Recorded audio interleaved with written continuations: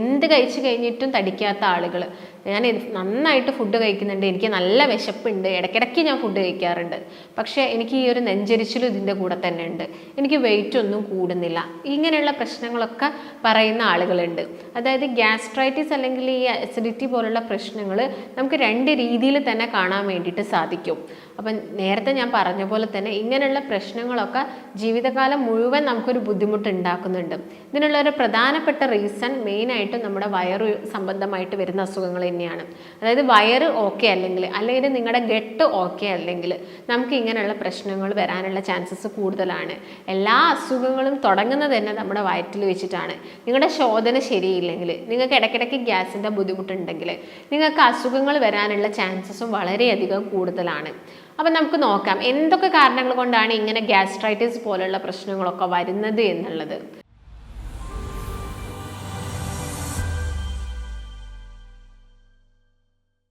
അതിൽ ആദ്യം തന്നെ നമുക്ക് നോക്കുകയാണെങ്കിൽ, നമ്മളെല്ലാവരും ഭക്ഷണം കഴിക്കുന്ന സമയത്ത് നമ്മൾ വായയിലോട്ട് ഭക്ഷണം ഇട്ടതിന് ശേഷം എന്ത് ചെയ്യും? നമ്മുടെ വായയിൽ സലൈവയുണ്ട് അല്ലേ? നമ്മൾ വായയിൽ ഈ ഫ്ലൂയിഡ് വരുന്നുണ്ട്, വായിലോട്ട് ഒരു ഫ്ലൂയിഡ് വരുന്നുണ്ട്. ഈ ഫ്ലൂയിഡുമായിട്ട് നമ്മുടെ ഭക്ഷണം ജോയിൻ ചെയ്തിട്ട് നമ്മുടെ ഡൈജഷൻ അഥവാ ദഹനം വായയിൽ നിന്ന് തന്നെ സ്റ്റാർട്ട് ചെയ്യാണ്. അതുകൊണ്ട് നമ്മുടെ കഴിക്കുന്ന ഭക്ഷണം എപ്പോഴും നമ്മൾ ചവച്ചരച്ച് കഴിക്കാൻ വേണ്ടിയിട്ട് പ്രത്യേകം ശ്രദ്ധിക്കണം. കാരണം ഈ ഒരു സലൈവയായിട്ട് നമ്മുടെ ഫുഡ് ജോയിൻ ചെയ്ത് കറക്റ്റായിട്ടുള്ള ഒരു ഡൈജഷൻ പ്രോസസ്സ്, അതായത് ദഹന പ്രക്രിയ നമ്മുടെ വായയിൽ നിന്ന് തന്നെ തുടങ്ങിക്കഴിഞ്ഞു. അപ്പോൾ അത് കഴിഞ്ഞതിന് ശേഷം GI ട്രാക്റ്റിലൂടെ എവിടെ എത്തുന്നു? നമ്മുടെ ആമാശയത്തിലെത്തുകയാണ് ചെയ്യുന്നത്. ആമാശയത്തിലെത്തുന്ന സമയത്ത് നമുക്ക് എല്ലാവർക്കും അറിയാം അവിടെ എന്തുണ്ട്? ഹൈഡ്രോക്ലോറിക് ആസിഡ് ഉണ്ട്, HCl ഉണ്ട്. ഈ HCl എന്തിനെ സഹായിക്കുന്നു? അടുത്തൊരു ഡൈജഷൻ പ്രോസസ്സ്, അടുത്തൊരു ദഹന പ്രക്രിയയിലോട്ട് സ്റ്റാർട്ട് ചെയ്യാണ്. അവിടെ നിന്ന് അത് എന്ത് ചെയ്യും? ഡൈജസ്റ്റ് ആയതിനു ശേഷം നമ്മുടെ കുടലിലോട്ട് പോവുകയാണ് ചെയ്യുന്നത്. അപ്പം ഈ ഒരു വയറ്റിൽ ഈ ഒരു ആസിഡ് ഉള്ള ശരിക്കും നമ്മുടെ ശരീരത്തിനെ പ്രൊട്ടക്റ്റ് ചെയ്യുകയാണ് ചെയ്യുന്നത്. ഈ വലിയൊരു പ്രൊസീജിയർ നടക്കുന്ന വയറിനെ പ്രൊട്ടക്റ്റ് ചെയ്യാൻ വേണ്ടി ഈ ഒരു ആസിഡ് സഹായിക്കുന്നു. ബാക്ടീരിയാസിൻ്റെ ഓവർ ഗ്രോത്ത് തടയാൻ വേണ്ടിയിട്ട്, കൂടുതലായിട്ടും ചീത്ത ബാക്ടീരിയാസ് ഒക്കെ വരുന്ന സമയത്ത് ഈ ബാക്ടീരിയാസ് കൂടുതലായിട്ടും തടയുന്നത് തന്നെ ഈ ഒരു HCl എന്ന് പറഞ്ഞ ആസിഡാണ്. അപ്പം ഇങ്ങനെയുള്ള കാര്യങ്ങളൊക്കെ പ്രിവെൻറ്റ് ചെയ്യാൻ ഹെൽപ്പ് ചെയ്യുന്നത് ഈ ഒരു HCl ആയതുകൊണ്ട് തന്നെ ഈ ഒരു HClൻ്റെ അളവ് എപ്പോഴും കീപ്പ് ചെയ്ത് പോകാൻ നമുക്ക് സാധിക്കണം. ചില ആളുകൾ പറയാറുണ്ട്, ഞാൻ ഫുഡൊക്കെ കഴിച്ച് കുറച്ച് കഴിയുമ്പോഴേക്ക് തന്നെ എൻ്റെ വയറിങ്ങനെ തള്ളി വരുന്നു, ഭയങ്കരമായിട്ടൊരു ബുദ്ധിമുട്ട് വരുന്നു എന്നൊക്കെ. അപ്പോൾ ഇങ്ങനെയുള്ള ആളുകളിൽ എന്ത് ബുദ്ധിമുട്ടാണുള്ളത്? അവരിൽ ആസിഡ് കുറവാണ്, അവരിൽ ഈ ഒരു HCl ആസിഡ് കുറവാണ്. അതുകൊണ്ടാണ് അവരിൽ ഡൈജഷൻ സമയമെടുക്കുന്നത്, ദഹനം നടക്കാൻ വേണ്ടിയിട്ട് ടൈം എടുക്കുന്നത്. എന്നാൽ ചില ആളുകൾ പറയും ഭക്ഷണം കഴിച്ച് കുറച്ച് കഴിയുമ്പോഴത്തേക്ക് തന്നെ എനിക്ക് വിശക്കുന്നു, നെഞ്ചരിച്ചിലൊക്കെ സ്റ്റാർട്ട് ചെയ്യുന്നു എന്നുള്ളൊരു കാര്യം. അത് അവരിൽ എന്താണ്? ആസിഡ് കൂടുതലായിട്ട് ഉൽപ്പാദിപ്പിക്കുന്നുണ്ട്. അപ്പം നമ്മുടെ വയറ്റിലുള്ള ആസിഡ് എപ്പോഴും അതിൻ്റെ ഒരു നോർമൽ റേഞ്ചിൽ തന്നെ കീപ്പ് ചെയ്ത് പോകണം. ഇല്ലെങ്കിൽ നിങ്ങൾക്ക് ദഹന സംബന്ധമായിട്ടുള്ള അസുഖങ്ങൾ വരാനുള്ള ചാൻസസ് കൂടുതലാണ്. അപ്പോൾ എന്തൊക്കെ കാരണങ്ങൾ കൊണ്ടാണ് ഇങ്ങനെയുള്ള ഗ്യാസ്ട്രൈറ്റിസ് വരുന്നത്? അതിലൊന്ന് പ്രധാനപ്പെട്ട ഒന്നെന്ന് പറയുന്നത് വയറ്റിലുള്ള ആസിഡ് കുറഞ്ഞു പോകുന്ന സമയത്തും കൂടി പോകുന്ന സമയത്തും ബുദ്ധിമുട്ട് വരാം. അപ്പം ഇങ്ങനെയുള്ള ആസിഡ് നോർമലായിട്ട് കീപ്പ് ചെയ്ത് പോകാൻ നമ്മൾ ഭക്ഷണത്തിൽ ഒരുപാട് കാര്യങ്ങൾ ശ്രദ്ധിക്കണം. രണ്ടാമതായിട്ട് പറയുന്നത് ഈ ഒരു ചെറുകുടലിലുള്ള മൂവ്മെൻറ്റ്സ് കുറയുന്ന സമയത്ത്, ചെറുകുടലിൽ പെരിസ്റ്റാൾട്ടിക് മൂവ്മെൻ്റ് ഉണ്ട്. ഈ പെരിസ്റ്റാൾട്ടിക് മൂവ്മെൻ്റ് ആണ് ആമാശയത്തിൽ ഡൈജഷൻ കഴിഞ്ഞിട്ട് ചെറുകുടലിലേക്ക് വരുന്ന ഭക്ഷണത്തിൻ്റെ ഡൈജഷൻ ചെയ്യുന്നത് ഈ ഒരു മൂവ്മെൻ്റ് ആണ്. ഈ ഒരു മൂവ്മെൻറ്റിൽ എന്തെങ്കിലും വ്യത്യാസം വന്നു കഴിഞ്ഞാൽ നമുക്ക് ഗ്യാസിൻ്റെ പ്രശ്നങ്ങൾ ഉണ്ടാവാനുള്ള ചാൻസസ് ഉണ്ട്. അതിലൊരു പ്രധാനപ്പെട്ട കാരണമാണ് ഈ സ്മോൾ ഇൻറ്റസ്റ്റൈനൽ ഫംഗസിൻ്റെ ഓവർ ഗ്രോത്ത് അല്ലെങ്കിൽ ബാക്ടീരിയൽ ഓവർ ഗ്രോത്ത്, സിബോ എന്ന് പറഞ്ഞ കണ്ടീഷന്. നമ്മുടെ ഇൻറ്റസ്റ്റൈനിൽ ബാക്ടീരിയാസ് ഓവറായിട്ട് ഗ്രോത്ത് ആകുന്ന സമയത്ത് ഈ ചെറുകുടലിൽ എന്താവും? മൂവ്മെൻറ്റ്സ് ഒക്കെ കുറയും. അതിൻ്റെ ഭാഗമായിട്ട് എന്ത് വരാം? നമുക്ക് ഗ്യാസിൻ്റെ പ്രശ്നങ്ങൾ വരാനുള്ള ചാൻസസ് ഉണ്ട്. ഈ ഒരു ചെറുകുടലിൻ്റെ മൂവ്മെൻറ്റിനെ ഹെൽപ്പ് ചെയ്യുന്നത് നമ്മുടെ തലച്ചോറിൽ നിന്ന് ഉൽപ്പാദിപ്പിക്കുന്ന സെറോട്ടോണിൻ എന്ന് പറഞ്ഞൊരു ഹോർമോണാണ്. അപ്പം ഇതിലുള്ള വ്യതിയാനവും നമ്മുടെ ചെറുകുടലിൽ എന്ത് ചെയ്യും? ബുദ്ധിമുട്ടുണ്ടാക്കും. നിങ്ങൾ ടെൻഷനും സ്ട്രെസ്സും അമിതമായിട്ട് സ്ട്രെസ് അടിക്കുന്ന ആളുകളാണെങ്കിൽ നിങ്ങൾക്ക് വയറ് സംബന്ധമായിട്ടുള്ള അസുഖങ്ങൾ വരാനുള്ള ചാൻസസ് ഉണ്ട്. അത് നേരെ തിരിച്ചു നമുക്ക് പറയാം. നമുക്ക് വയറ് സംബന്ധമായിട്ടുള്ള അസുഖങ്ങൾ ഉണ്ടെങ്കിൽ നമുക്ക് ഭയങ്കര ടെൻഷനും സ്ട്രെസ്സുമാണ്. എന്തുകൊണ്ടാണ് എനിക്കിത് വന്നത്? മറ്റെന്തെങ്കിലും അസുഖങ്ങളാണോ? ക്യാൻസർ പോലുള്ള പ്രശ്നം കൊണ്ടാണോ? അങ്ങനെയൊക്കെ നമ്മൾ ചിന്തിക്കുന്ന ആളുകളുണ്ട്.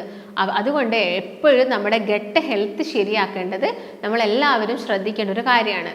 അതുപോലെ തന്നെ ഈ സ്മോൾ ഇൻറ്റസ്റ്റൈനൽ ആയിട്ടുള്ള ഫംഗസിൻ്റെ ഓവർ ഗ്രോത്തും, ഈ ചെറുകുടലിൽ ഫംഗസ് കൂടുതലായിട്ട് വളരുന്നുണ്ടെങ്കിലും നമുക്ക് ഗ്യാസ്ട്രൈറ്റിസ് പോലെയുള്ള പ്രശ്നങ്ങൾ ഉണ്ടാവാനുള്ള ചാൻസസ് ഉണ്ട്. അതുപോലെ കൂടുതൽ വിരശല്യമുള്ള ആളുകൾ, നല്ല രീതിയിൽ വിരശല്യം, ഈ വിരകളൊന്നും നിങ്ങൾ ഡിവോമിങ് ഒന്നും ചെയ്യുന്നില്ലെങ്കിലും നമുക്ക് ഇങ്ങനെയുള്ള ഗ്യാസ്ട്രൈറ്റിസ് പോലെയുള്ള പ്രശ്നങ്ങൾ ഉണ്ടാവാം. അതുപോലെ തന്നെ നിങ്ങളുടെ ലിവറിൻ്റെ ഹെൽത്ത് ശരിയല്ലെങ്കിലും, നിങ്ങളുടെ ലിവറിൻ്റെ അകത്തു നിന്നാണ് നമ്മുടെ ഭക്ഷണം ഡൈജസ്റ്റ് ആവേണ്ട ബൈൽ ഉൽപ്പാദിപ്പിക്കപ്പെടുന്നത്. എന്നിട്ട് എന്ത് ചെയ്യും? അത് ഗോൾ ബ്ലാഡർ, ലിവറിൻ്റെ പുറകിലുള്ള പിത്താശയത്തിലാണ് ഇത് സ്റ്റോർ ചെയ്ത് വെക്കുന്നത്. എന്നിട്ട് ഇത് എന്ത് ചെയ്യും? കുടലിലോട്ട് ഇറങ്ങി വന്നിട്ടാണ് ഡൈജഷൻ പ്രോസസ്സിനെ ഹെൽപ്പ് ചെയ്യുന്നത്. അപ്പം ഈ ഒരു ലിവറിന് പ്രശ്നം സംഭവിച്ചു, ഫാറ്റി ലിവർ പോലെയുള്ള പ്രശ്നങ്ങൾ, അല്ലെങ്കിൽ മറ്റെന്തെങ്കിലും ഫൈബ്രോസിസ് പോലെയുള്ള സിറോസിസ് ഒക്കെ ആയിട്ടുണ്ടെങ്കിൽ ഇങ്ങനെയുള്ള ആളുകളിൽ ഗ്യാസിൻ്റെ ബുദ്ധിമുട്ടൊക്കെ ഒരുപാട് കൂടുതലായിരിക്കും. അതുകൊണ്ടാണ് ഫാറ്റി ലിവർ ഉള്ള പേഷ്യൻസ് വന്നു കഴിഞ്ഞാൽ നമ്മൾ ചോദിക്കാറുണ്ട്, ഗ്യാസിൻ്റെ പ്രശ്നങ്ങളുണ്ടോ അല്ലെങ്കിൽ അസിഡിറ്റിയുടെ ബുദ്ധിമുട്ടുകളുണ്ടോ, ഇങ്ങനെയൊക്കെ ചോദിക്കുന്നത്. ഇവരിൽ ഇങ്ങനെയുള്ള പ്രശ്നങ്ങൾ വരും. കാരണം ഞാൻ നേരത്തെ പറഞ്ഞ പോലെ തന്നെ പിത്തം അവിടെ കൂടുതലായിട്ട് ഉൽപ്പാദിപ്പിക്കുന്നില്ല. അതിൻ്റെ ഭാഗമായിട്ട് ദഹനത്തിൽ നല്ല ബുദ്ധിമുട്ടുകൾ വരാം. അപ്പോൾ എന്ത് കാരണം കൊണ്ടാണ് നമുക്ക് ഇത് വരുന്നത്?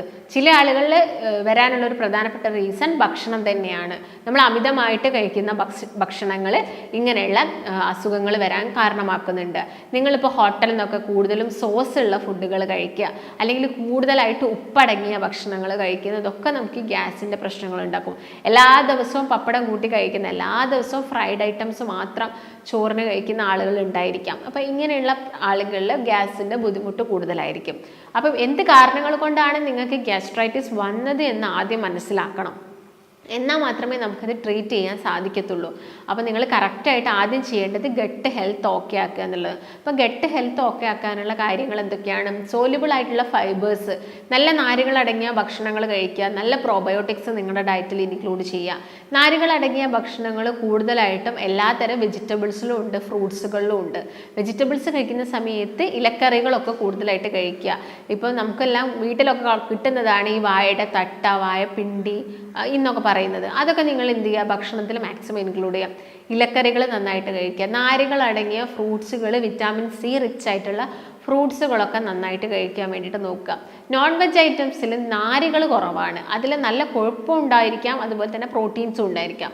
അപ്പം നല്ല കൊഴുപ്പും പ്രോട്ടീൻസും ഉള്ള നോൺ വെജ് കഴിക്കുന്നതും നമ്മുടെ ഈ ദഹനമൊക്കെ എളുപ്പമാക്കാൻ വേണ്ടിയിട്ട് സഹായിക്കുന്നുണ്ട്. പക്ഷേ കഴിക്കുമ്പോൾ എന്ത് ചെയ്യണം? നിങ്ങൾക്ക് മറ്റു അസുഖങ്ങളൊന്നുമില്ല എന്നുള്ള കാര്യങ്ങളൊക്കെ ഉറപ്പ് വരുത്തിയതിന് ശേഷം മാത്രം നിങ്ങൾ നോൺ വെജ് ഐറ്റംസൊക്കെ കഴിക്കാം. പിന്നെ നാരുകൾ കൂടുതലായിട്ട് വരണമെങ്കിൽ സീഡുകൾ കഴിക്കണം. ചിയാ സീഡ്സിലൊക്കെ ഫൈബർ കൂടുതലാണ്. ഇത് നമ്മുടെ ഗട്ടിനകത്ത് എത്തിക്കഴിഞ്ഞാൽ ഇതൊരു ഫൈബർ രൂപത്തിലായി മാറിയിട്ട് നമ്മുടെ ശരീരത്തിൽ നിന്നൊക്കെ വെള്ളത്തിനെ അബ്സോർബ് ചെയ്യാൻ വേണ്ടിയിട്ട് സഹായിക്കുന്നുണ്ട്. അപ്പം ഇങ്ങനെയുള്ള സീഡുകളൊക്കെ നിങ്ങളുടെ ഡയറ്റിൽ ഇൻക്ലൂഡ് ചെയ്യുന്നതൊക്കെ നിങ്ങൾക്ക് ഈ ഗ്യാസ്ട്രൈറ്റിസ് പോലുള്ള പ്രശ്നങ്ങളൊക്കെ കുറയ്ക്കാൻ വേണ്ടിയിട്ട് സാധിക്കും. രണ്ടാമത്തെ വിഭാഗം എന്ന് പറയുന്നത് പ്രോബയോട്ടിക്സ് ആണ്.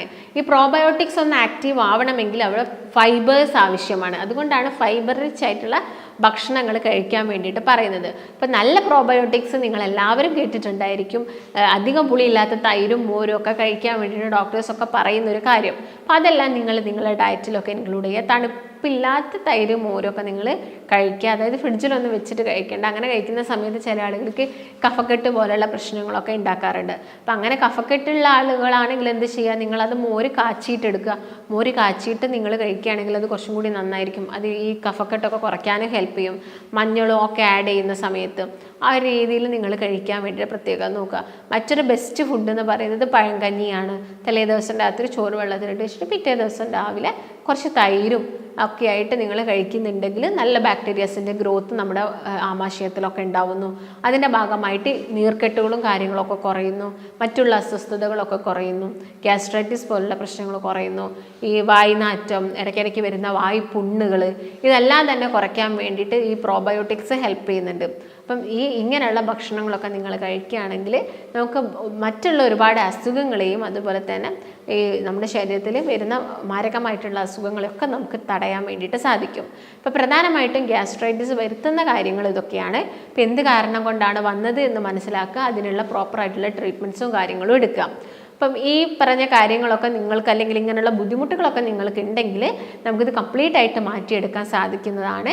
ഇപ്പോൾ പ്രോബയോട്ടിക്സ് കഴിക്കാൻ പറ്റാത്ത ആളുകളാണെങ്കിൽ അതിൻ്റെ സപ്ലിമെൻറ്റ്സ് മാക്സിമം നിങ്ങളുടെ ഡയറ്റിൽ ഇൻക്ലൂഡ് ചെയ്യാൻ വേണ്ടിയിട്ട് നോക്കുക.